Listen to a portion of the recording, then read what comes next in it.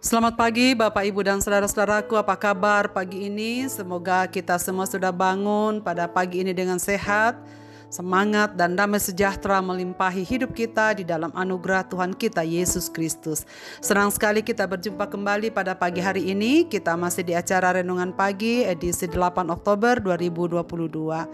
1 Samuel pasal 12 ayat 19 sampai 25 bacaan kita demikian.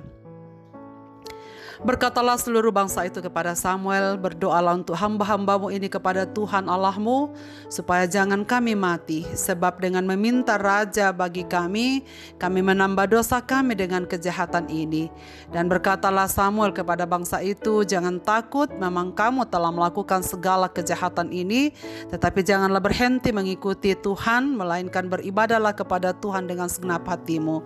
Janganlah menyimpang untuk mengejar dewa kesia-siaan, yang tidak berguna dan tidak dapat menolong, karena semuanya itu adalah kesia-siaan belaka.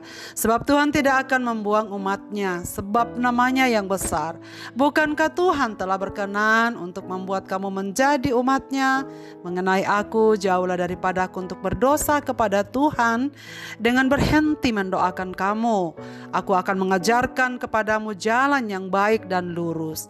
Hanya takutlah akan Tuhan dan setialah beribadah kepadanya dengan segenap hatimu, sebab ketahuilah betapa besarnya hal-hal yang dilakukannya di antara kamu. Tetapi jika kamu terus berbuat jahat, maka kamu akan dilenyapkan, baik kamu maupun rajamu itu, seumur hidup. Saudara-saudaraku, dalam hidup ini kita sering mendengar telah selesai masa baktinya, telah pensiun atau telah purna tugas. Semua sudah diatur oleh lembaga, instansi atau negara terhadap masa kerja setiap karyawan atau pegawainya. Dan semua harus mematuhi aturan itu. Jika masa kerja berakhir pula lah tugas dan tanggung jawab pengabdiannya di mana ia bekerja. Saudara sekalian, bukan hanya di dunia kerja, dalam lembaga-lembaga Kristen atau gereja, para pelayan sering beranggapan demikian.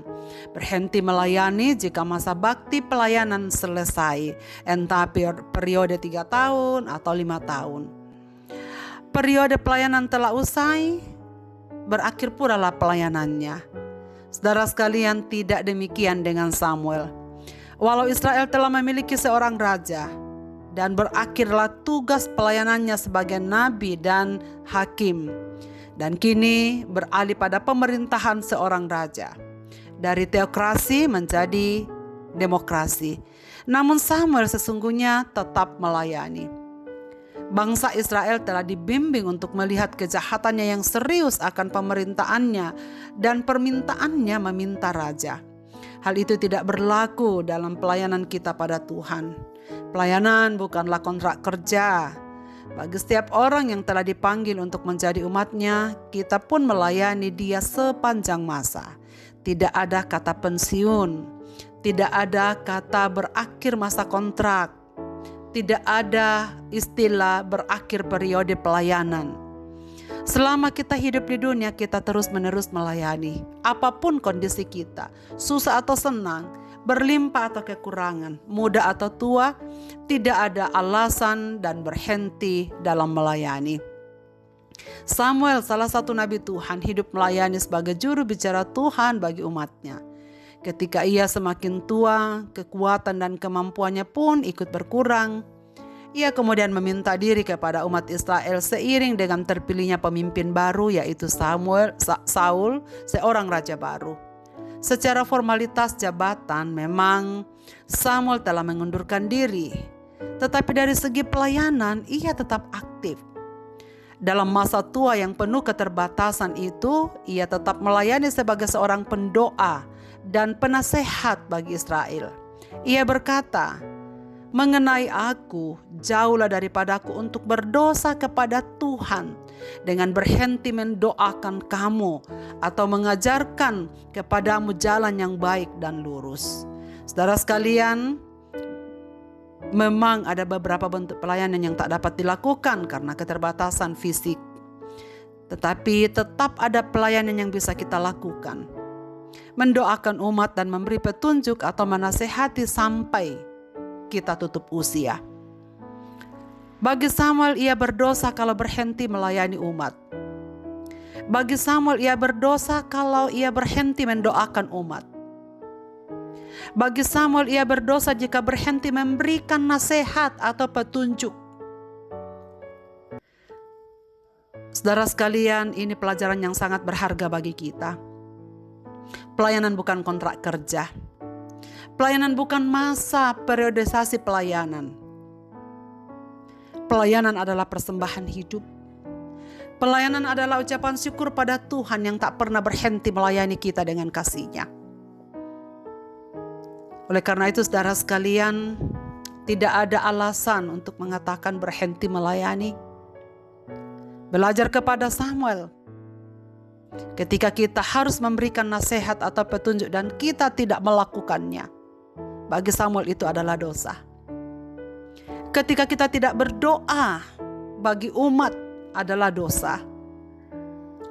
Dan saudara sekalian, ini adalah pelayanan-pelayanan yang dapat kita kerjakan walau usia kita bertambah dan kekuatan fisik kita semakin menurun. Pelayanan adalah persembahan hidup. Pelayanan adalah ucapan syukur pada Tuhan, sekali lagi, yang tak pernah berhenti memberikan kasih-Nya kepada kita dengan limpah. Pelayanan adalah memuliakan dan menyenangkan Tuhan sebagai respon kasih-Nya yang tiada berhenti bagi kita. Kekuatan fisik bukan alasan untuk berkomunikasi dengan Tuhan dan berkomunikasi dengan sesama. Masa bakti pelayanan secara formal memang bisa kita kenal di dunia ini.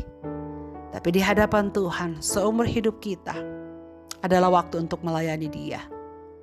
Selama kita masih hidup, tetaplah setia melayani saudara sekalian, karena Tuhan juga tetap setia memberkati hidup kita. Sampai pada batas waktu yang Tuhan berikan pada kita sekalian. Ingatlah, pelayanan kita tanpa batas waktu, tetapi berlangsung seumur hidup. Marilah kita berdoa.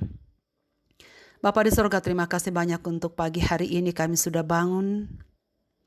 Kami menikmati hari yang baru. Kami bernafas dengan nafas yang baru daripada-Mu.